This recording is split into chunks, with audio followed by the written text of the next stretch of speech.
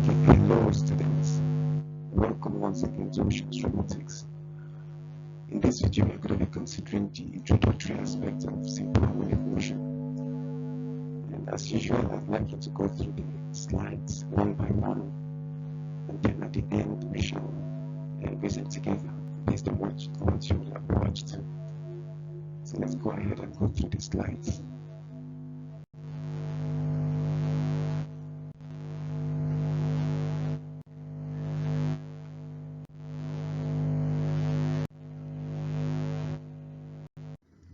Alright, so I need you to take note of the following vital points that must be captured if your definition of simple harmonic motion will be complete.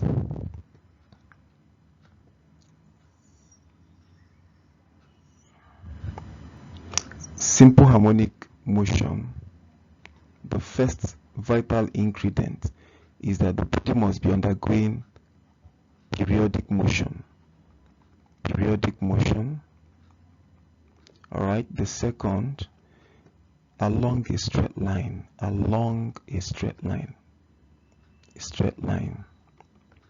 Number three, such that the acceleration must be proportional to the displacement from the mean position or the equilibrium position or the central position. You can as well say the force must be proportional to the displacement from the mean position. The negative sign here signifies that force and displacement, or acceleration and displacement, are always oppositely directed to each other. Alright, we can as well write this like this. If we remove the sign of proportionality, we introduce the constant. In this case, it is omega squared x, and in this case here, it is kx, where k is the first constant. All right.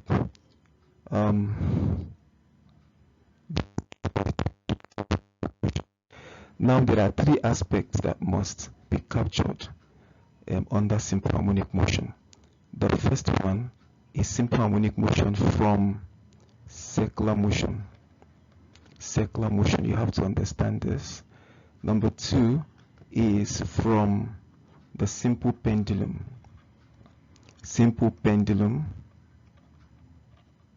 Okay, and then the third aspect is from spiral or helical spring. Spring. These three aspects. Let's start with the first one, from circular motion.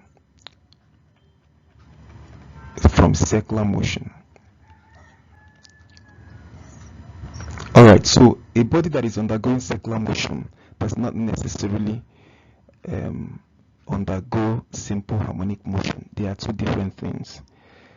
Now, let me draw the reference circle. That's what we used to study simple harmonic motion from circular motion. Reference cycle. Alright, I have my quadrant. This is the center of the circle. Let's say a body here, P, and this is the radius. Now this body is undergoing circular motion. So what then is undergoing simple harmonic motion? It is not the body itself. It is the projection on this body or the projection of P on the diameter AB of this circle. This projection, look at the line, let's call it Q. Okay, whereas the body itself, P, is undergoing circular motion, the projection, it's undergoing simple harmonic motion because it has to be on a straight line and periodic in nature too, always directed towards the central or mean position. Alright, so the projection at this point, alright, is along a straight line. At this point, the same thing. At this point, the same thing. Can you see? Is along the straight line. At this point, the same. At this point, along a straight line. At this point, along a straight line.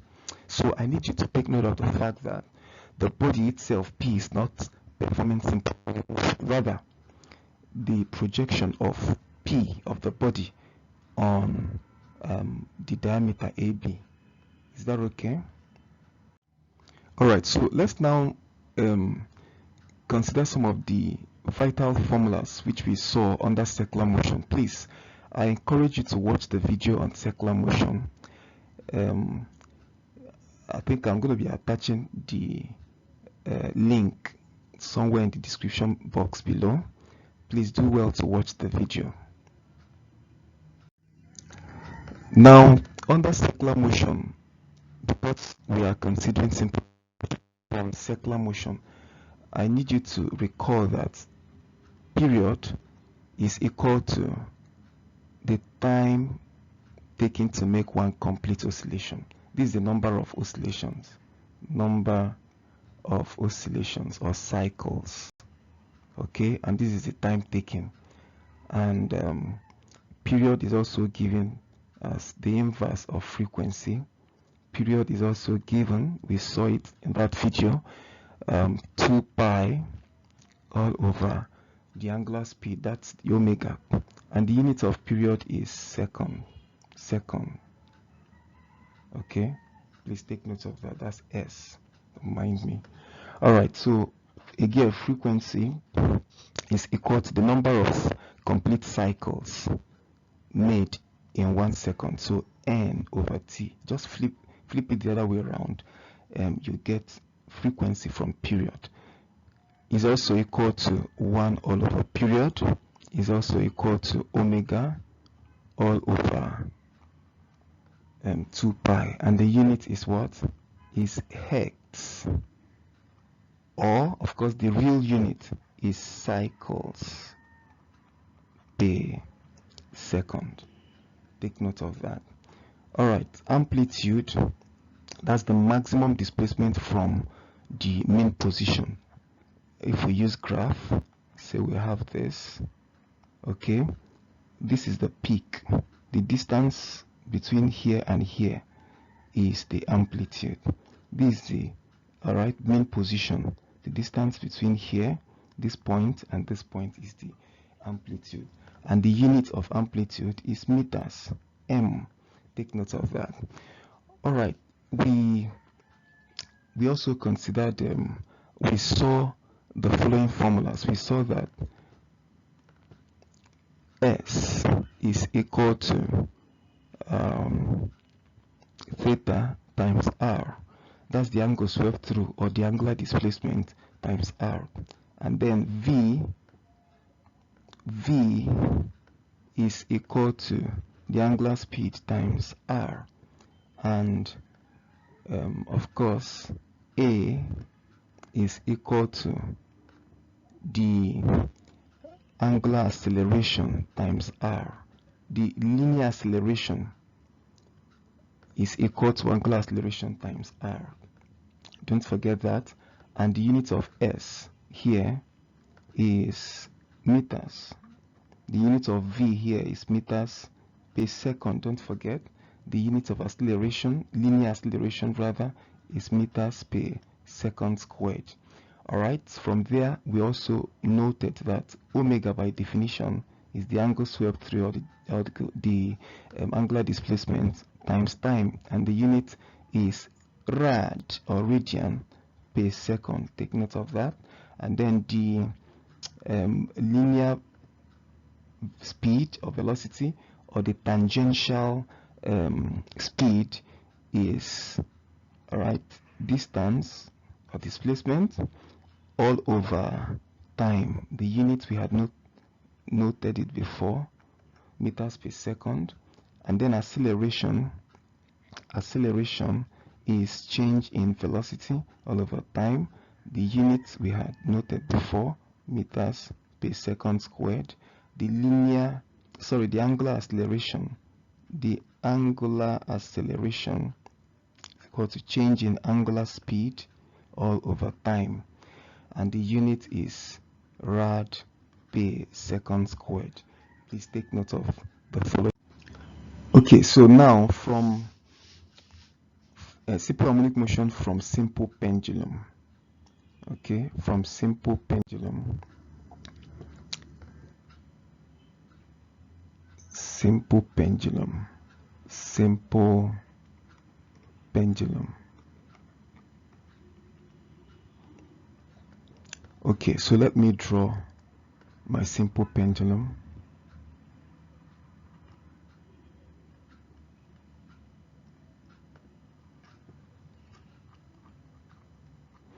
Okay, I'm going to constrain myself to this mean position and the extreme position.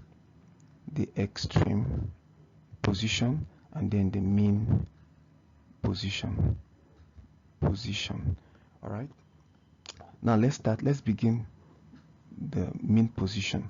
But I need you to take note of the fact that the angle here has to be very small for the simple pendulum to be undergoing simple harmonic motion, or for the pendulum bulb rather to be undergoing simple harmonic motion. All right, the angle has to be very small.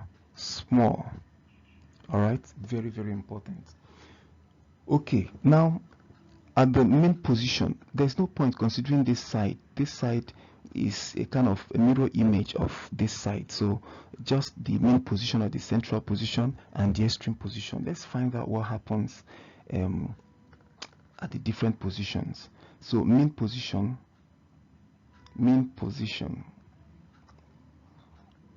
all right,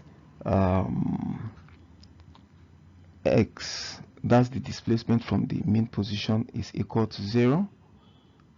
V is maximum. That means V is omega A. That's the maximum displacement.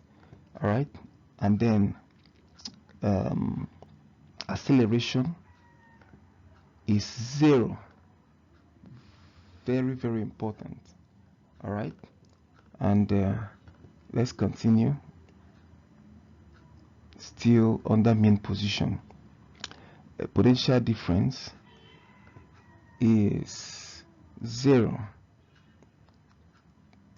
Sorry, potential energy pardon me, potential energy is 0, and kinetic energy is maximum, is max. That's half mv squared. All right, if we plug in the value of v, remembering that v is equal to omega a, all right, this becomes half m omega squared a squared, if I'm not mistaken. Okay, so it's for kinetic energy. Now let's consider what goes on at the extreme position. Okay, so at the extreme position,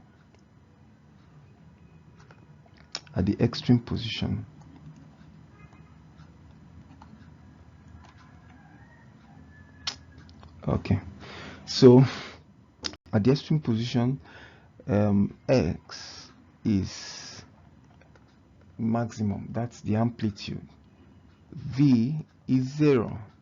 Acceleration is maximum. This is where the body experiences the highest change in velocity, because the velocity is 0. It now switches and begins to increase again. Remember that the velocity is maximum at the central or equilibrium position. So acceleration at the extreme position is maximum, and by maximum we mean omega squared a. All right. What else? Potential energy, I called it potential difference before, sorry. Potential energy is maximum at the extreme position. That means it is mgh, that's the formula. And remember that h, I need to take care of this. H, have this, okay. So this body is raised to this point. So where would be our h? H is here. Now if the angle here is theta, and here is the length of the rope, therefore here will be L L sine theta, while here will be L cos theta. All right. Therefore, looking at this H, remember this is a right angled triangle. So H will be this minus this will give us H. If we want to find from this point to this point, which is H, it will be L minus this. So H is equal to the length of the rope minus L cos theta, which can as well be written as L. If we factor out L, we have 1 minus cos theta. Alright, so that means the potential energy, the maximum potential energy, is equal to mg. Instead of plugging in H, we say L 1 minus cos theta. I just needed to note this with you. Okay, so let's now consider what happens between the main position and the extreme position. What goes on there? All right, so anywhere in between,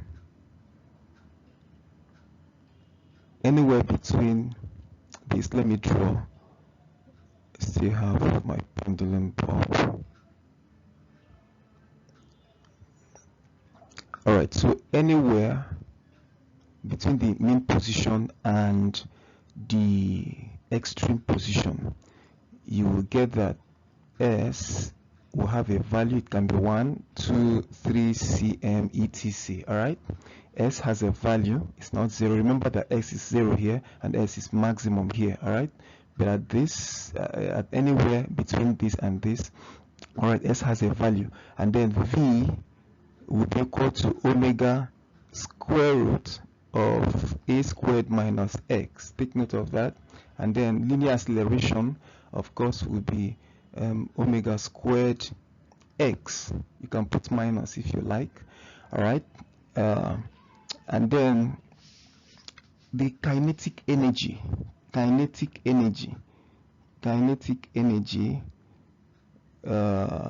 which ordinarily should be half mv squared. If we plug in this velocity, all right, velocity at any point between the main position and the extreme position, we will get that kinetic energy is equal to half m.